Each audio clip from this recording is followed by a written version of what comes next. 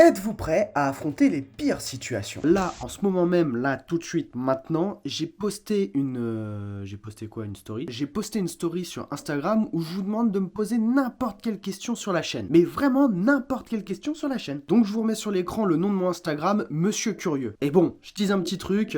En plus de ça, on a prévu avec un partenaire de vous faire un concours d'ici peut-être 2 semaines via mon compte Instagram. Donc clairement, n'attendez pas plus de temps pour aller vous abonner à mon compte Instagram. Sur ce, parenthèse ouvrante, parenthèse fermante, on reprend la vidéo. Comme un cyclone, un séisme ou encore même une épidémie. Non? Pas vraiment? Je m'en doutais. Eh bien, ne paniquez plus. À chaque situation, sa solution. Étape par étape, je vais vous expliquer comment survivre aux catastrophes que l'on peut rencontrer au cours de notre vie. Et avec ça, je vous promets que même la reine d'Angleterre se transformera en véritable Rambo.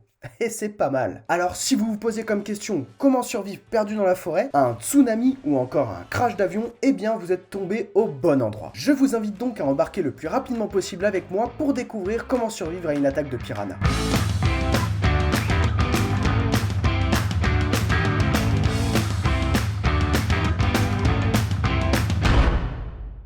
Ah, les vacances, c'est cool. Et pour ça, vous êtes parti au Brésil découvrir une partie de l'Amazone. Mais quel vénard! Depuis une semaine, vous arpentez en long et en large la forêt amazonienne et vous arrivez maintenant à la deuxième étape de votre voyage, descendre une partie de l'Amazone en pirogue. Et là, ça va être sportif. Vous avez commencé votre descente et pour l'instant tout se passe bien. Mais au bout de quelques heures, vous êtes pris dans des rapides et ne contrôlez plus du tout votre pirogue. À pleine vitesse, vous heurtez un rocher qui vous fait tomber à l'eau. Et s'ensuit un long moment pour sortir des rapides un peu plus bas dans le fleuve. Lorsque tout à coup, l'eau se met à frémir. Un banc de poissons vous entoure. Des piranhas. Que faire dans cette situation? Rester immobile et regagner la berge calmement ou au contraire, nager comme jamais? Comment empêcher la frénésie des piranhas et ne pas finir déchiqueté en 1000 morceaux? Eh bien, voici mon premier conseil.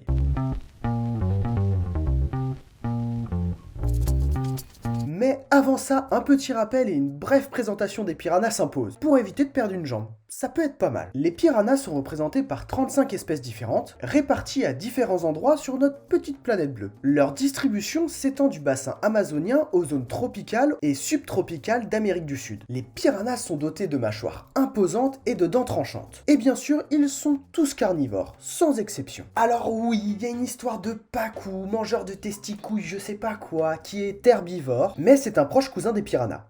Et oui, les piranhas qui ont inspiré les pires histoires ne sont pas forcément les plus puissants. Beaucoup d'espèces vivent en solitaire et ne correspondent en rien aux bancs de poissons sanguinaires mythiques vus dans les plus grands films de catastrophes d'Hollywood.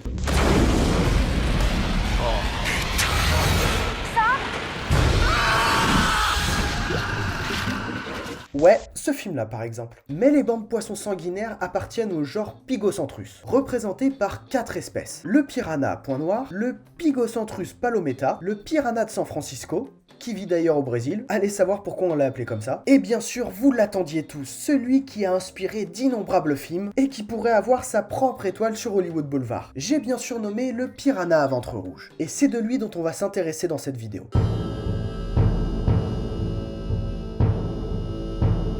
Le piranha à ventre rouge est la terreur des fleuves. En tout cas, c'est ce que nous vend Hollywood. Moi, je ne fais qu'interpréter. Mais est-il si dangereux qu'on le dit? Ce piranha peut atteindre une longueur maximale de 46 cm et un poids maximum de presque 4 kg. En moyenne, on tourne plus autour des 30 cm et des 2,5 kg. Et il peut vivre environ 20 ans. C'est un poisson qui vit principalement en bancs de centaines, voire milliers d'individus. Et c'est à la saison sèche que ce piranha est dangereux pour l'homme. Piégés et regroupés en grand nombre dans des points d'eau asséchés, ils deviennent très rapidement agressifs et les premières attaques sont cannibales. Elles sont portées sur les individus les plus faibles du groupe, c'est donc la loi du plus fort qui l'emporte. Leurs mâchoires sont très puissantes et sont dotées de grandes dents très tranchantes, qui leur permettent de s'attaquer à n'importe quel animal. D'ailleurs, le piranha à ventre rouge peut exercer une pression de mâchoire de 10 fois son poids. Et c'est souvent que des pêcheurs mal informés y perdent facilement un doigt. Mais bon, là, vous êtes tombé dans une eau remplie de piranhas à ventre rouge. C'est une autre paire de manches. Bon, s'ils vous ont pas encore bouffé, vous avez une chance de survivre et de sortir de l'eau. Et pour ça, il va falloir nager doucement. De récentes études suggèrent que les piranhas désespérés sont beaucoup plus attirés par l'activité que par le sang. Donc si vous voulez sortir indemne, évitez de trop bouger et nagez lentement avec fluidité. Les piranhas sont généralement doux, mais nerveux. C'est assez contradictoire. À moins qu'ils ne meurent de faim, ils attaquent rarement, voire jamais, des animaux de grosse taille. un peu comme vous. Mais alors, pourquoi ils ont si mauvaise réputation? Même si j'ai une petite idée du pourquoi du comment.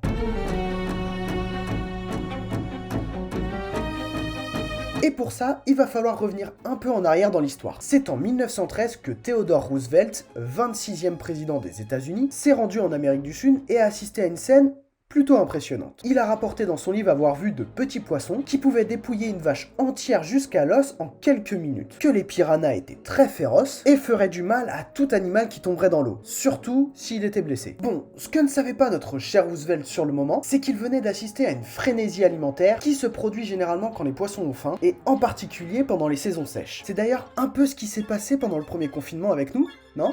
Vous avez fait plus de courses que d'habitude ou quoi? J'en sais rien, j'ai pris n'importe quoi. Il a fallu très peu de temps pour que les médias s'emparent de l'histoire et l'exagèrent, pour ensuite passer dans les mains du cinéma et plus particulièrement d'Hollywood. Oh bah tiens, c'est étonnant, pour faire du piranha à ventre rouge un poisson mortel pour l'homme.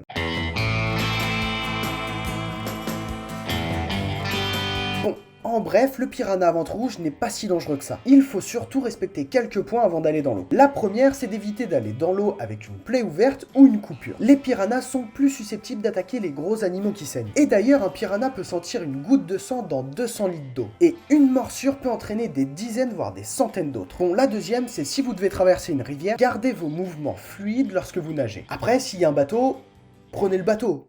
C'est un conseil d'amis. Et pour la troisième, bien sûr, évitez de nager pendant la saison sèche. C'est pas éviter, c'est oublier de nager pendant la saison sèche. Si vous respectez ces 3 points-là, vous n'aurez aucun problème avec les piranhas. Après, le vrai conseil, c'est oublier complètement de vous baigner dans l'Amazone. Ne traînez même pas dans l'Amazone, à part si vous avez un mycorn ou un expert des lieux. Bon, à moins de vivre dans le bassin amazonien, il ne sert à rien de s'inquiéter d'une attaque de piranhas. Mais si vous vous trouvez à proximité d'eux, rappelez-vous que les piranhas ressemblent à d'autres prédateurs, comme par exemple le caïman, sur qui vous pouvez aussi tomber. Voilà, ce sont les meilleurs conseils pour éviter et survivre à une attaque de piranhas. Grâce à ça, vous allez transformer en menu fretin. Et bon appétit. Dans les faits, les piranhas sont moins dangereux que ce que l'on pense.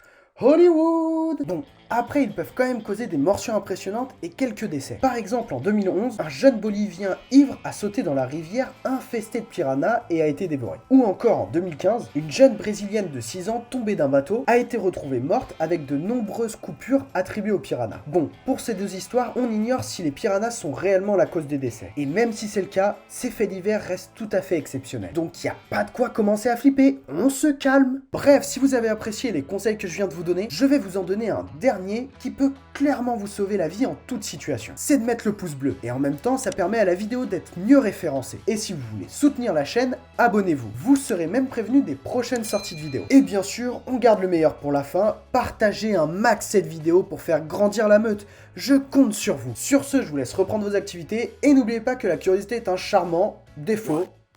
Ciao!